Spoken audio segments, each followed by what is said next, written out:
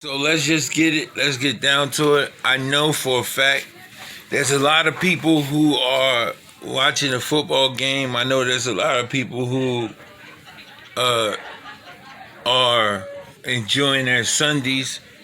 I promise I won't keep you long. Like I try to explain to everybody that's in youth normality, uh, an announcement. I have 22 kids still. Well now I had I had 20 and then two left because I couldn't keep my obligations due to the surgery or whatever. And just like that, I got four more. Once again, like I'm the founder and CEO of Youth Normality. I want everybody to understand that um, yes, the surgery went well. Yes, my life is out of danger for the time being. Yes, a lot of stuff can happen. I have good days, I have bad days, and right now, I don't feel like I should share my bad days because, like, what I mean by share them, I'm talking about on this format because I am in the motivational business. I am not in the pity business. So I don't want people to take pity on me or think that I'm doing something, going out of my way, or I'm doing something to harm myself. A lot of times these things that I do, these messages that I give help me out and get me through dark times and dark situations, and it makes me feel like I am contributing, and it takes my mind off the pain, it takes my mind off tomorrow, it takes my mind off decisions, and right now it's just me and y'all. And like I said, I didn't say what I said in the beginning to be confrontational. I didn't say, I lost two youths and I got four back to throw it into two people who left. They had a right to leave. They made a conscious decision. And truthfully speaking, if I was in the same situation as them and I needed to make sure that if I was called upon, I would be able to go with the kind of surgery that I was getting, anybody in their right mind would have understood that's nowhere in the world I would have been able to keep that obligation. So once again, I don't hold grudges. I don't do anything because it's up to the God of my understanding what I have, and because He is the only one who gives and He is the only one who takes away. So I'm just proud that I right at the moment when I was second guessing things and I was doing whatever, I rapidly got four more, and it was a kind of an extension from the young lady whose son I really basically I talk to him every day, and I've become somewhat of a friend to the point where she has to call me sometime just to calm him down. It was through that action, and this is the beautiful thing about it. Be careful about you underestimating the power of your work. When you are good at what you do, don't be surprised when word of mouth gets you jobs and word of mouth gets you other things, because truthfully speaking, if four people came just from hearing the testimony of the woman whose son I helped, and because of her son having situations, classes, groups, and stuff with other people, my name was given, and I was able to use my platform in a way, and gain instead of the continuation of retreating. I am not in denial. It's a great opportunity. It's a great waking up when you realize like there's some things out your health, out your out your control. My health is something that for the main part is totally out of my control. I can eat good, I can live good, I can not indulge on intoxications to make my body non-purified. I can do all of those things, and if it's in my cards for me to get sick or something to happen, that it's going to happen. Let's look at all the people who are victims of the coronavirus, who were just healthy people, and then wham, something happened.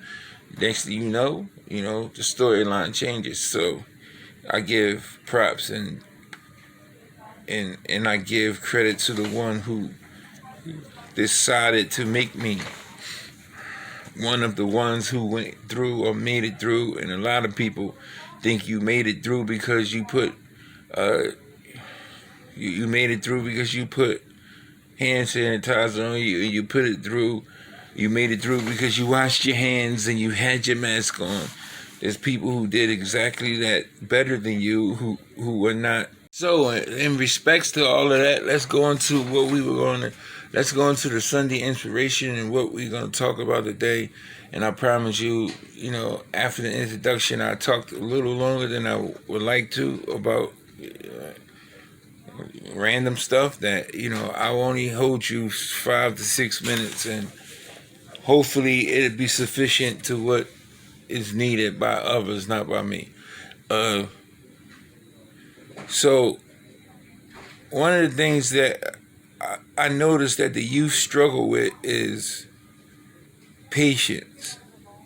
And patience has a lot to do with other things that we don't think about. A lot of times we never think that patience is in the same lane as gratitude. A lot of times we don't think that patience is in the same lane as thankfulness. We don't necessarily combine the two, or we don't necessarily think about the two or the three have anything to do with each other. But you will find out after you transfer or you upgrade your spirituality, you will find out that all three of these words has everything to do with each other.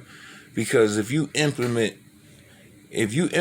gratefulness, and if you implement gratitude, then patience will be almost a natural thing to do. It will be something that, instead of it being something that you have to force yourself to do, it'll be natural. I'll give you an example. If I'm praying and say, all right, let's leave the religion out of it. If I'm asking my family to help me get a job because, I'm changing my life around, I ain't doing this, I ain't doing that, I'm not selling drugs, I'm not in the street, I'm not doing that. Everybody tells you that process is going to be easy, but that's going to be one of the hardest times of your life. When you wake up and you say, I am going to be a different person. One of your hardest times in your life. It's going to be hard on purpose because it's supposed to.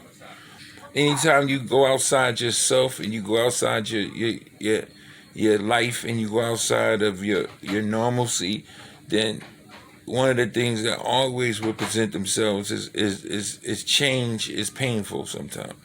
So when you get to the point where you say to yourself that, all right, this is the move that I'm going to make, you should expect some type of frustration. You should accept and expect some type of regret, or some type of mental saying, some type of mentalness saying to yourself, I might as well just go back and do what I was doing because this ain't working. It's just a natural thing. And instead of us telling y'all that it's natural, we act like it's not natural. Therefore, when it happens to you, you think something's wrong with you and something is not. So let's go to the next thing. Say it's been 2 weeks, or say it's been a month, and nobody in your family has given you a lead or pulled you into the job that they have or anything like that, and you say to yourself, hold up, that's fucked up. My family knows that I need help. My family know that I'm struggling. They know that I ain't asking for no handout, this and the third. Now pause. This is where you have to implement gratefulness. This is where you have to implement these things. Gratefulness and gratitude, right? First of all, your family don't got to do nothing. They ain't the ones who made mistakes. They ain't the ones who got themselves in trouble. They not the ones who took a left when they was supposed to take a right. Your family don't have to do anything, dude. The fact that they are going out of their way trying to help you is something that you should be so grateful for, that things like time and how long and whether or not it comes when you want it should not even exist. See, but it exists because you're not implementing any type of gratefulness or gratitude about someone doing something they do not have to do for you. When you were born, no one signed a contract saying every time he makes a mistake, I have to be the one who pulls him out. No one does that. Not your mother, not your father, nothing. Because if you realize you have some friends that don't have anybody. When they make a mistake, they ain't out in the street. When they make a mistake, they ain't got nothing to eat. They probably sneaking over your house, chilling with you, and you can't see that when you're so focused on you want what you want now. But the key for you to understand what's going on is you wanting what you want now has gotten you into the position that you are in. You didn't want to go to school. You wanted to be like the boys that's on the corner. You wanted to be like the dudes who was driving, not knowing that, that takes time. It takes effort. It takes determination. It takes things that you necessarily wasn't willing to do, right? So, every time I talk to y'all, I have to give it to y'all raw, and I have to give it to y'all in the manner in which I'm not going to have a suit and tie on lying to y'all, because life ain't like that. When you walk into a snake pit and everybody tell you, hey, all you got to do is grab snakes by the head and everything's going to be all right. They don't tell you about them rolling back and you getting bit and what to do if you get bit by a poisonous one. And so they don't do that. So you walk into a situation that's totally dangerous, and you've been given all this misinformation that everything's going to be okay just because you decided to change your life. And that's not how it happens. The bottom line is things will probably get worse before they get better. Your friends will start to bust on you because you can't go out and you can't have fun. You can't sponsor, as I call it, the way you did when you was on the block grinding and all that stuff. You can't, all the stuff that you were invited to, no one probably would invite you to anymore because you can't come and spend your money like a dummy like you was doing before. All of these things are going to be stuff that puts you in a situation where your mental will tell you, I ain't doing this shit. I'm going back to what I was doing. And that, my friend, is the greatest trap to looking at the finish line and actually crossing it. That's the one greatest enemy to you reaching the finish line. You having that thought that the suffering that you're going through and that the things that you are experiencing is not worth it, and you might as well go back to where you were.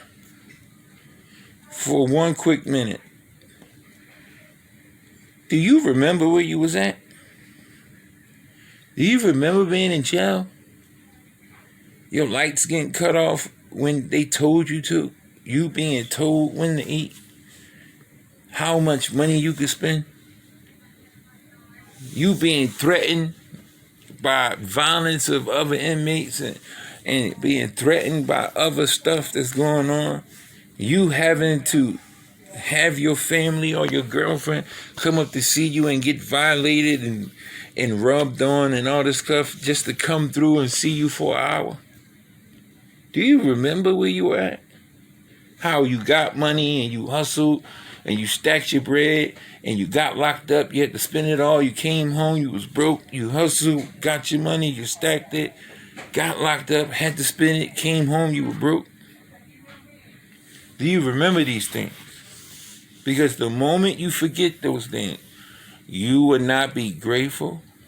You will not have gratitude for the fact that even though you suffer, you suffering with a peace of mind and nothing you having to look over your shoulder for the stick-up kids, for the cops, for the people hating, for your friends, for the snakes.